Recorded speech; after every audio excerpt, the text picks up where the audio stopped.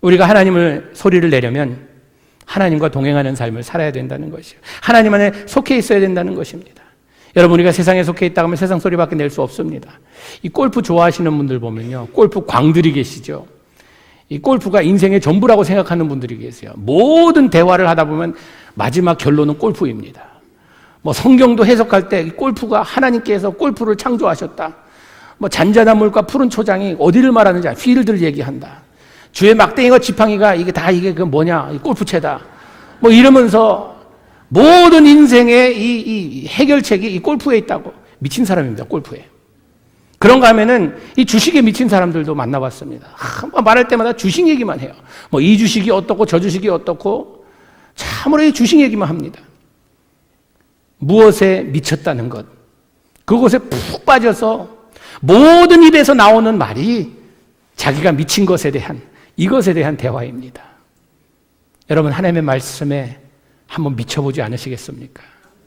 하나님 말씀이 그 말씀 아니면은 내가 도저히 살 수 없습니다. 주님, 그 말씀 내가 그 안에 푹 빠져서 내 입이 열릴 때마다 그리스도의 사랑과 그리스도의 복음이 선포되기 원합니다. 그럼 이것이 우리의 간절한 마음에 바람이 되어야 된다는 것입니다. 이것을 가능하게 만드는 것은 우리가 어디에 속해 있는가, 주님 안에 속해 있어야만 가능하다는 것입니다.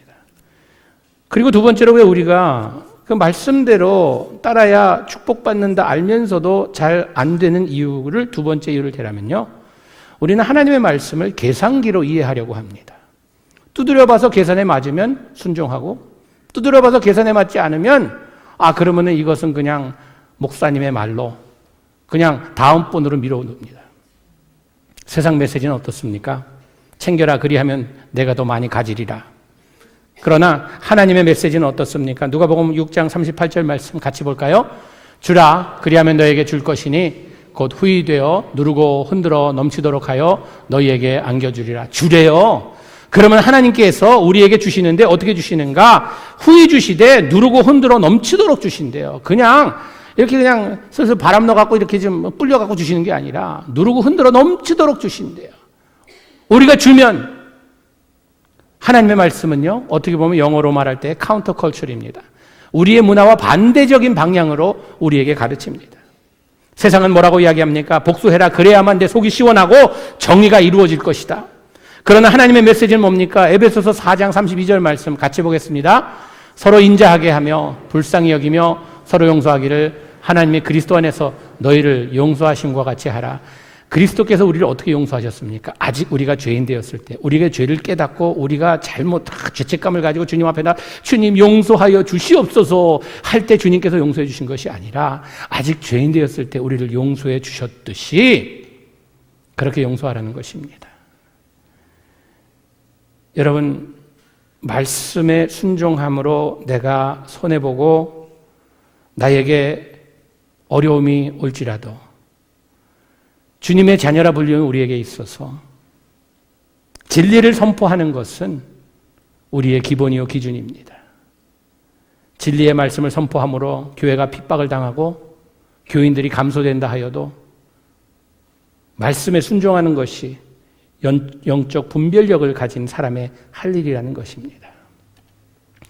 그런데 우리가 이렇게 세상 사람이 볼 때 참 바보처럼, 모자란 것처럼, 좀 어딘가 좀 부족한 것처럼, 이런 사람들처럼 보이고 약자고 참으로 볼품없고 이런 사람으로 보일지 몰라도요, 우리 하나님 아버지께서 그냥 우리를 패배자처럼 살도록 놔두고 그냥 그걸 지켜보실 분이 아니십니다. 하나님의 계획은 이렇습니다. 고린도전서 1장 27절부터 29절까지 같이 보겠습니다. 그러나 하나님께서 세상에 미련한 것들을 택하사 지혜 있는 자들을 부끄럽게 하려 하시고 세상에 약한 것들을 택하사 강한 것들을 부끄럽게 하려 하시며 하나님께서 세상에 천한 것들과 멸시받는 것들과 없는 것들을 택하사 있는 것들을 패하려 하시나니 이는 아무 육체라도 하나님 앞에서 자랑하지 못하게 하려 하심이니라. 하나님께서는 미련하고 없고 약하고 천하고 이런 것들을 들어서 세상 사람들이 보기에는 참으로 이건 버려야 할 이런 존재들 같아 보일지라도 하나님께서는 이것들을 사용하셔서 하나님의 일들을 행하신다는 것입니다. 우리 하나님은요, 대단한 사람을 들어서 대단한 일을 이루시는 하나님이 절대 아니십니다. 별 볼 일 없고 볼품 없고 이런 사람들을 쓰세요. 스타가 뭡니까? 요즘 보면요, 이 크리스찬 슈퍼스타들이 너무 많아요. 스타가 스스로 타락한 사람을 스타라 그러잖아요. 주 안에서는 스타 하나님께서 원치 않으십니다. 스스로 타락한 자니까. 누굴 원하시는가? 이름 없이 빚도 없이 아무도 알아주지 않는 이런 사람을 하나님께서 들어 쓰십니다. 우리 하나님 말씀을 믿고 따르기 위해서 우리가 해야 될 두 가지만 나누고 말씀을 마치려고 합니다. 첫째는요, 하나님 앞에서 하나님 말씀에 두 손 들고 항복해야 합니다. 여러분, 우리는 말씀을 듣거나 읽거나 접할 때에 우리에게는요, 삶의 노하우라는 것이 있습니다. 나의 경력이 있고 경험이 있습니다. 이 노하우가 작동합니다. 하나님의 말씀을 듣고 배울 때에 우리에게서 마음에서 작동합니다. 내가 지금까지 살아온 경험과 내가 가지고 있는 모든 기술과 이 재주가 모든 것들을 종합해서 하나님의 말씀을 그 관점에서 봅니다. 그러면서 우리에게는 생기는 것이 있습니다. 선입견과 편견이 생깁니다.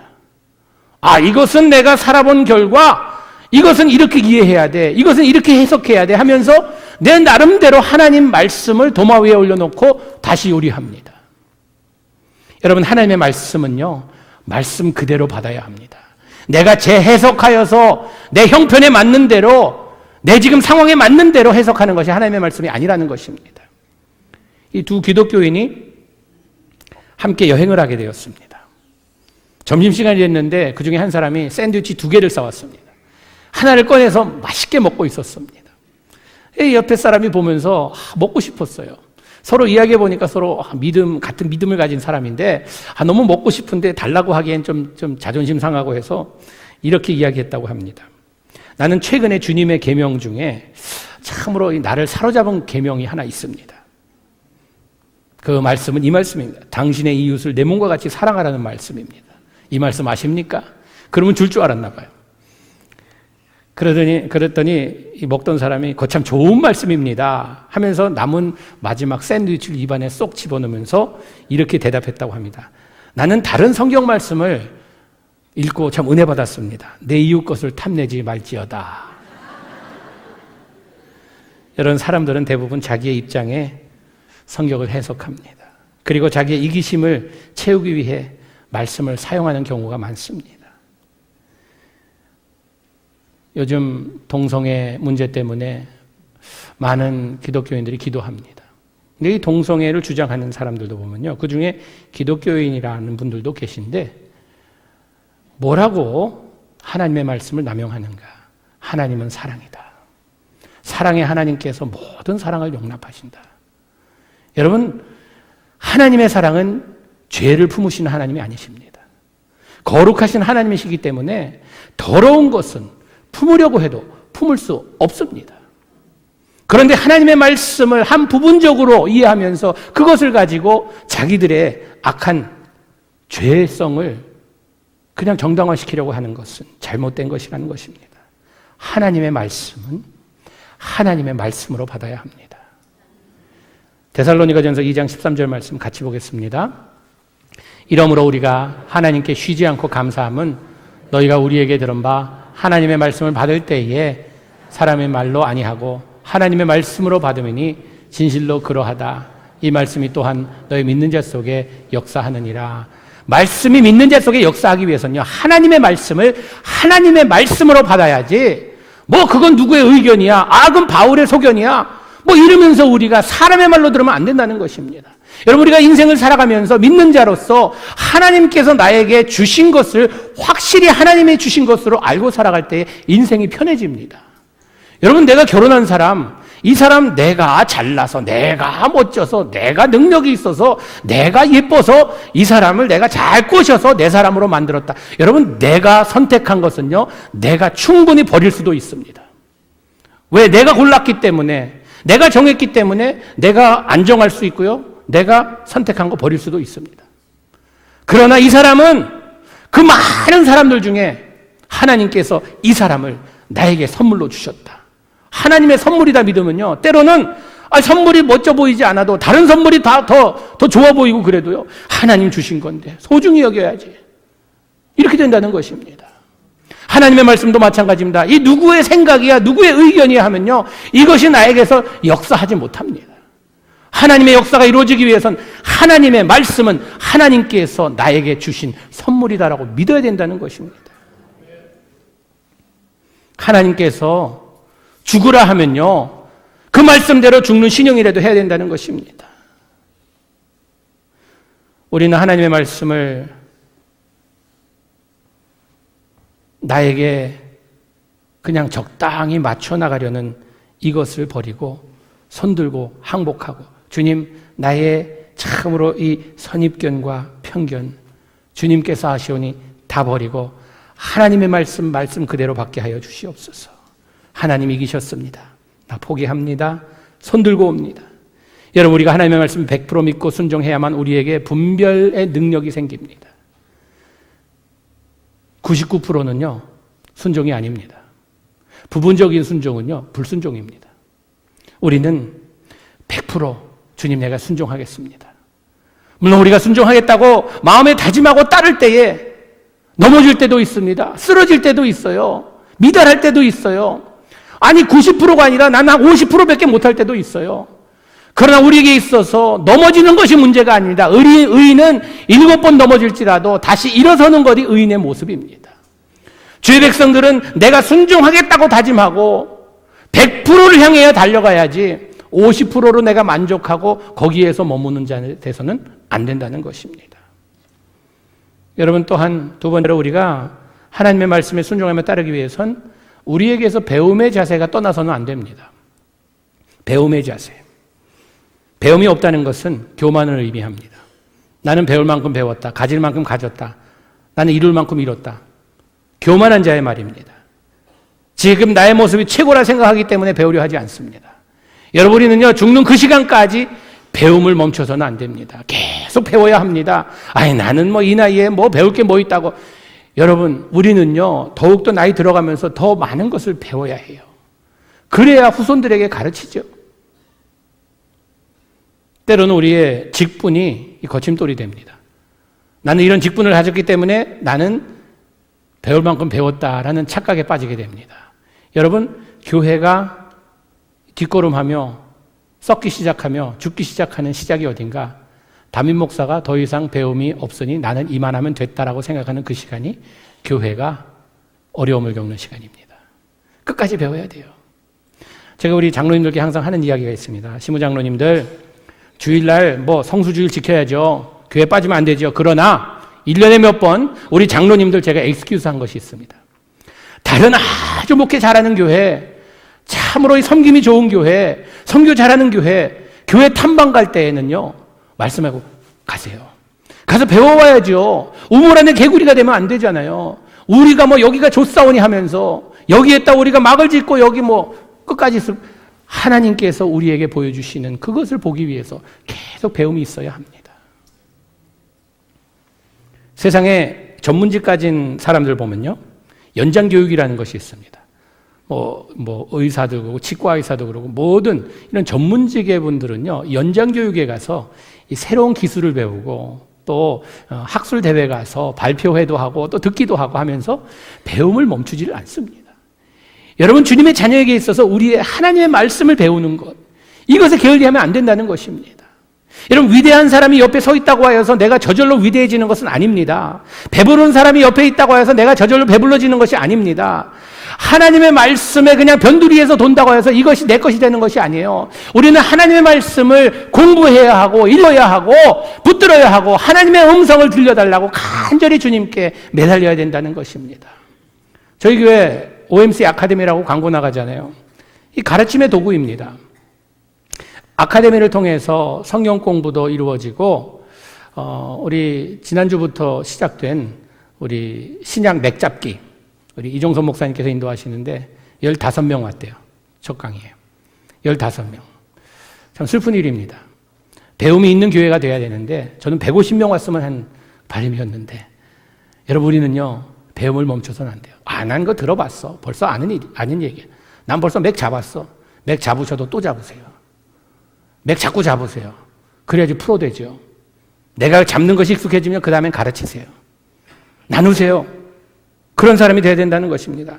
우리가요, 하나님의 음성을 붙들고 그 말씀에 우리가 따라가야지, 교회, 그 교회 지금 해프닝 교회니까, 그 목사님 설교 잘하는, 사람 쫓아다니지 마세요. 목사 쫓아다니지 마세요. 사람 쫓아다니다가 꼭 얻는 것 두 가지가 있습니다.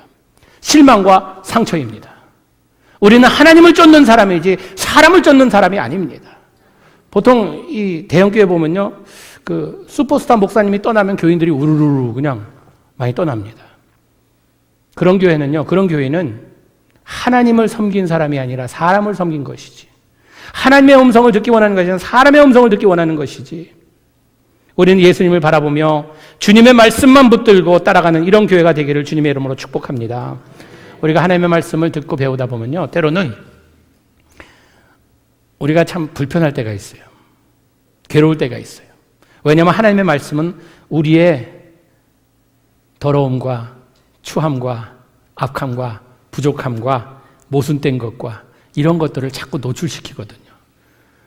나의 이 강점을 나타내주면 좋겠는데 나의 부족한 것들을 이 빛 대신 주님께 자꾸 가까이 가게 만드니까 나의 더러운 것들이 더 자세히 보여요. 더 확실히 보여요.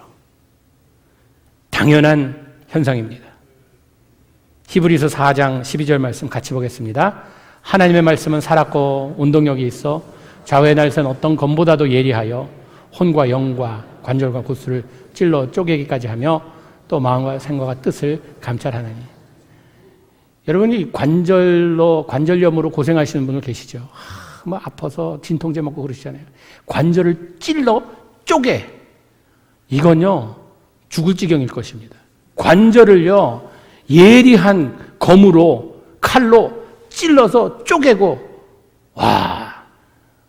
악소리도 못 지르고 힘들어할 그런 상황입니다.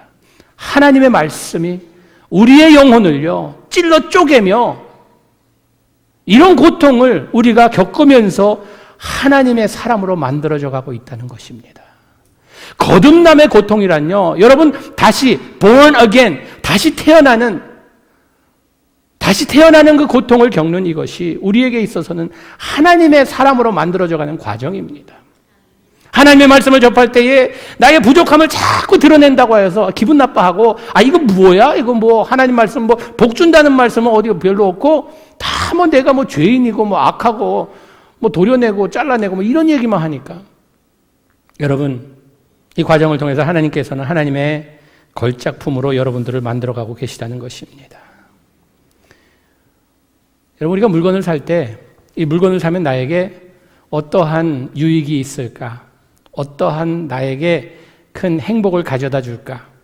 뭐가 있어야 우리가 그 물건을 사잖아요. 하나님의 말씀이 좋다고는 하는데 나에게 어떠한 베네핏이 있을까?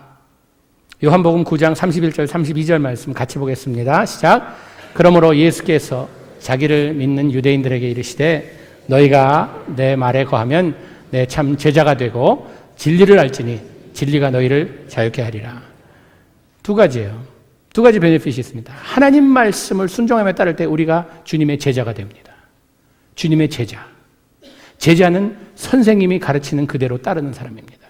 주님의 제자가 될 때에 우리에게 주어지는 또 한 가지 베네핏이 있는데 진리가 우리에게 주어집니다. 진리를 분별할 수 있는 분별력이 주어져요. 이 진리를 우리가 얻게 되면 제자로서 얻게 되는 진리 가운데 진리는 하나님의 말씀입니다. 예수님께서 내가 길이요 진리요 생명이니 그 진리 대신 예수님을 내가 소유할 때에 우리는 자유를 얻습니다.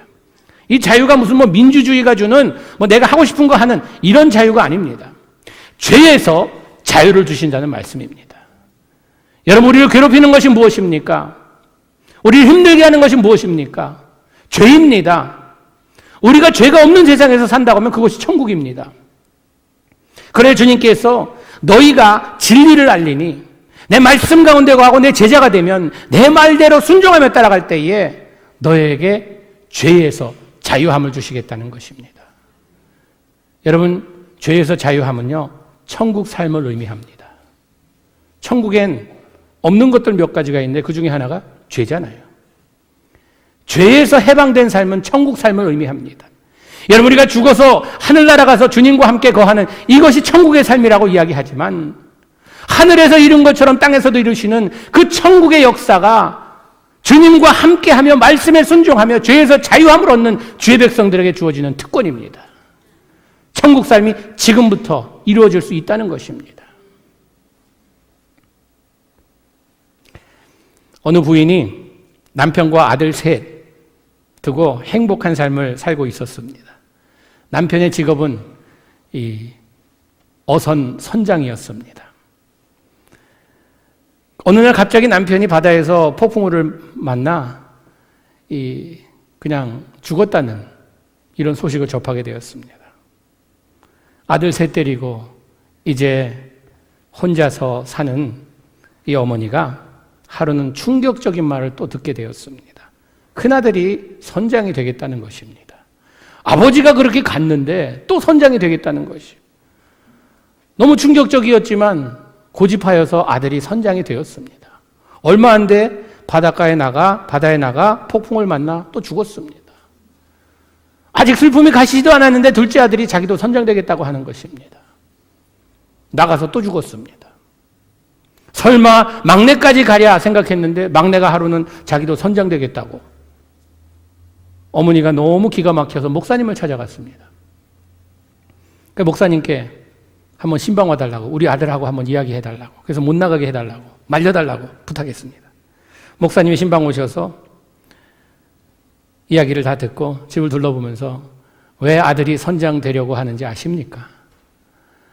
아들이 선장되고 싶어 하는 그것은 저기 달린 저 사진 때문입니다. 보니까 자기 남편 사진이 선장의 옷을 입고 배에서 멋진이나 아주 훌륭한 모습으로 서 있는 그것을 보면서 아들들이 보는 그 아버지의 모습이 너무 멋져 보였던 거예요. 나도 아버지처럼 되리라 하면서 그 죽음의 길이라 할지라도 그 길을 선택해서 갔다는 것입니다.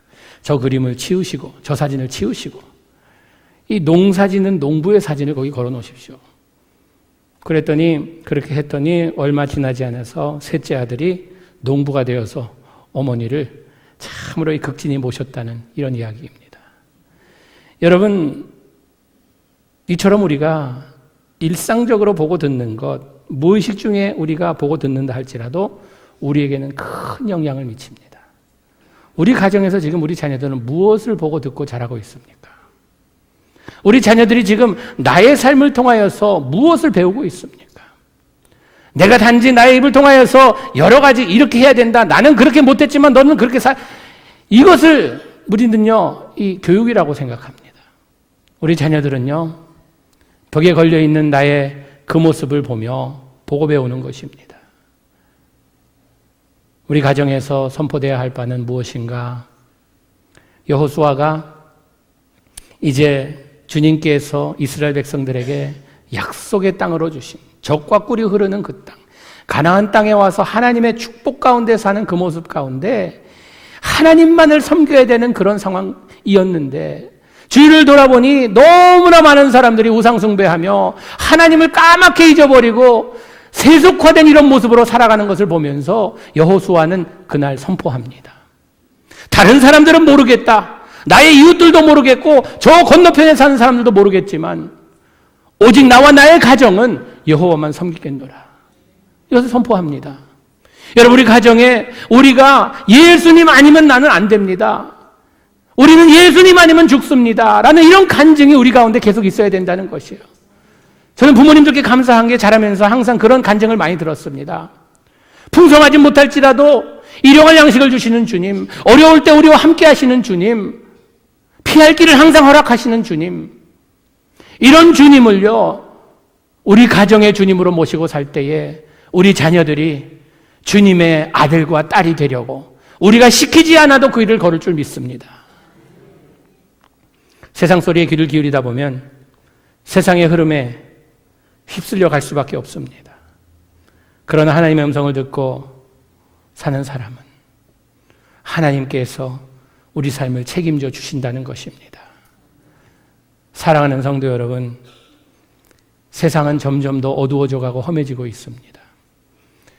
옳고 그름을 분별하며 선과 악을 분별하며 거룩과 세속함을 분별하며 이 분별함을 가지고 살 길은 오직 하나님의 말씀을 붙들고 살 길뿐입니다. 그러기 위해서는 오늘도 여러분 내가 지금 어디에 속해 있는지 우린 자꾸 인간으로 이 파를 만듭니다. 저쪽 파 이쪽 파. 파는 뭐라고 했죠? 제가 다 그냥 뿌리 뽑아서 찌개 끓여 드세요. 육개장 끓여 드세요. 우리는 주님께만 속하면 됩니다. 뭐 목사에게 속했냐 장로에게 속했냐 다 헛겁니다. 예수님께만 속하세요. 예수님께 속해야 우리가 상처받지 않고 예수님께 속해야만 우리가 실망하지 않죠. 사람에게 속한 것은 항상 마지막이 지저분합니다. 주님께 속한 여러분 되기를 주님의 이름으로 축원합니다. 기도하시겠습니다.